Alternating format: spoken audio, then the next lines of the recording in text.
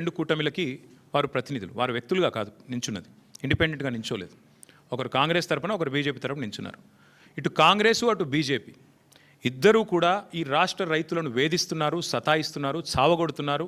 వాళ్ళు ముష్టి యుద్ధాలకు తిరిగే ఒక అరాచక పరిస్థితి తెచ్చిపెట్టినారు. 20-25 రోజుల కింద మేము హెచ్చరించినా, అప్రమత్తం చేసినా ఇంతవరకు కేంద్ర ప్రభుత్వం స్పందించలేదు, రాష్ట్ర ప్రభుత్వం స్పందించలేదు. అందుకే 70 లక్షల మంది తెలంగాణ రైతన్నల తరపున మేము నిర్ణయం తీసుకున్నాం. నిజానికి నోటా ఉంటే ఎన్నికలు బహిష్కరించడం మంచిది కాదు, ప్రజాస్వామ్య ప్రక్రియలో పాల్గొనాలి. నోటా అనే బటన్ ఉంటే అందులో నోటా కొత్తటోళ్ళం, కానీ నోటా లేదు.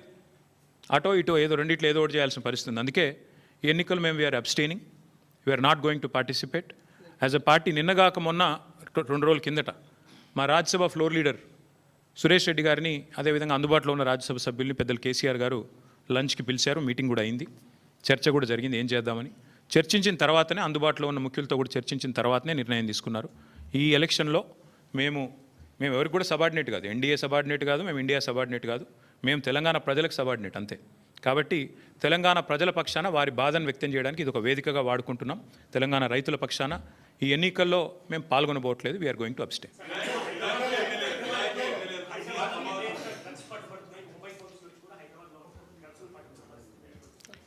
తెల్లారు లేస్తే బిల్డప్లు, ఒకటి ఈగల్ అని, ఇంకోటి హైడ్రా అని, నేను 18 గంటలు పనిచేస్తా అని, నేనే హోంమంత్రిత్వ శాఖ కావాలని నా దగ్గర పెట్టుకున్నా అని. కానీ చేసే పని ఏంది? నిమజ్జనం కాడికి పోయి ఇట్లా చూసినట్టు చేసుడు యాక్టింగు, లేదంటే మా సోషల్ మీడియాలో ఏ పిల్లగాడు ఏం పోస్ట్ పెడుతుండో చూసుడు, రీట్వీట్ వస్తే 20 రోజులు జైల్లో పెట్టుడు, సోయి లేదా కేసీఆర్ మీద సిబిఐ కేసు. అంటే టీఆర్ఎస్ నాయకత్వం మీద, బీఆర్ఎస్ నాయకత్వం మీద పెట్టిన శ్రద్ధ, దృష్టి. నేను ముఖ్యమంత్రిని అడుగుతున్నా, నీకు అసలు సిగ్గుందా? మహారాష్ట్ర పోలీసు వాళ్ళు వచ్చి ఇక్కడ నెలల తరబడి ఆ కంపెనీలో కూలీలుగా చేరి, కార్మికులుగా చేరి, నెలల తరబడి పరిశోధించి, చివరికి అది డ్రగ్స్ అని తెలుసుకున్న తర్వాత, నిర్ధారించుకున్న తర్వాత, నీకు ఖబర్ లేకుండా, నీ పోలీసు వాళ్ళకి ఖబర్ లేకుండా, నీ ఇంటెలిజెన్స్ వ్యవస్థ కుప్పగూలిపోయి వాళ్ళు వచ్చి దాడి చేసి, మహారాష్ట్ర పోలీసు వాళ్ళు వచ్చి హైదరాబాద్లోని చర్లపల్లిలో దాడి చేసి 12,000 కోట్ల డ్రగ్స్ పట్టుకున్నారు. నేను ముఖ్యమంత్రిని అడుగుతున్నా, నీకేమైనా ముడుపులు ముట్టినాయి? ఇలా 12,000 కోట్లు 21 నెలల నుంచి ఏం చేస్తున్నావు? నీ ఈగల్ ఏం చేస్తుంది? నీ హైడ్రా ఏం చేస్తుంది? నీ హోంమంత్రిత్వ శాఖ ఏం చేస్తుంది? నీ పోలీస్ ఇంటెలిజెన్స్ ఏం చేస్తుంది? ముడుపులు తీసుకోవడంలో బిజీగా ఉన్నారా?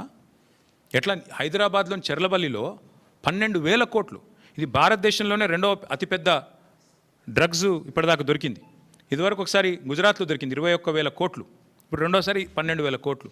సిగ్గులేని విషయం ఏంటంటే, సిగ్గుపడాల్సిన విషయం ఏంటంటే, మన పోలీసులు ఖబర్ కూడా లేదు.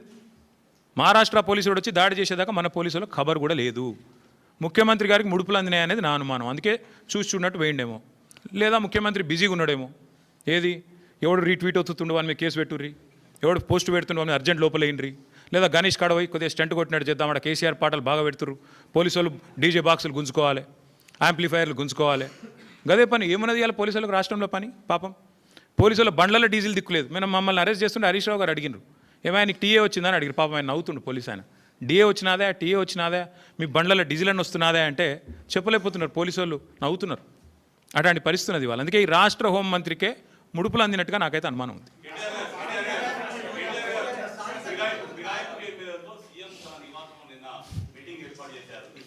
మీరు ఇన్ని బాంబులు ఒకేసారి ఆడితే ఎట్లా? అయితే బ్రదర్ సింపుల్, ఇందులో ఏం చర్చ చేయాల్సిన అంశం కూడా ఏం లేదు.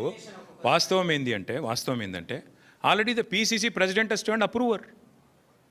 పీసీసీ ప్రెసిడెంట్ తన నేర ఆరోపణను, అభియోగాన్ని ఒప్పుకున్నాడు ఆల్రెడీ బహిరంగంగా. ఓ టీవీ చర్చలో పీసీసీ ప్రెసిడెంట్ గారిని అడిగినారు, ఏమండి ఎమ్మెల్యేలు చేరినారు అంటే, అవును చేరినారు మా కాంగ్రెస్ పార్టీలో అని చెప్పిండు. ఇక నేరాంగీకారం జరిగిన తర్వాత విచారణ ఎందుకు? ఇంకా చేసేదేముంది? PCC president has turned approver. One of the MLAs also has turned approver. Kadiyam Srihari చెప్పిండు ఓపెన్గా, నేను కాంగ్రెస్ పార్టీలో చేరినా. మొన్ననే చెప్పిండు, తెచ్చుకోండి, బైట్స్ ఉన్నాయి కదా. స్పష్టంగా అప్రూవర్గా మారిపోయిన తర్వాత పీసీసీ అధ్యక్షుడు, కాంగ్రెస్ పార్టీ అధ్యక్షుడు, ఇంకా విచారణ ఏముంది? ఇంకోటి ఏముంది చేయనికే? అలా మళ్ళీ ముఖ్యమంత్రి గారు సమావేశం పెట్టుడు ఏముంది? అసలు నాకు అర్థం కాదు. ఏం సందేశం ఇస్తున్నారు? తెల్లారలేస్తే కాన్స్టిట్యూషన్ బుక్ పట్టుకొని తిరుగుతారు. ఇక్కడ మీ పీసీసీ ప్రెసిడెంట్ అప్రూవర్ అయిపోయిండు, మీ ఫిరాయించిన ఎమ్మెల్యేలు అప్రూవర్లు అయిపోయినరు. కొత్తగా ఏముంది? పరిశోధించి విచారించి సాధించేది ఏం లేదు కదా. ఐ థింక్ ఇక విల్ స్టాప్ హియర్. ఇక మిగతా విషయాలు 100 ఉన్నాయి, మళ్ళీ మాట్లాడుకుందాం. కాకపోతే ఈ మూసీ కుంభకోణం దయచేసి అది చూడండి.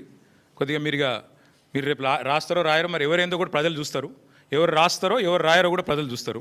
ఎవరికి ఏం ఒత్తిళ్ళు ఉన్నాయో ఏ సంస్థలకు అడ్వర్టైజ్మెంట్ల వల్ల మీరు పడుతున్న ఇబ్బందులు ఏంది, ఎవరికి తొత్తులుగా ఉన్నారు.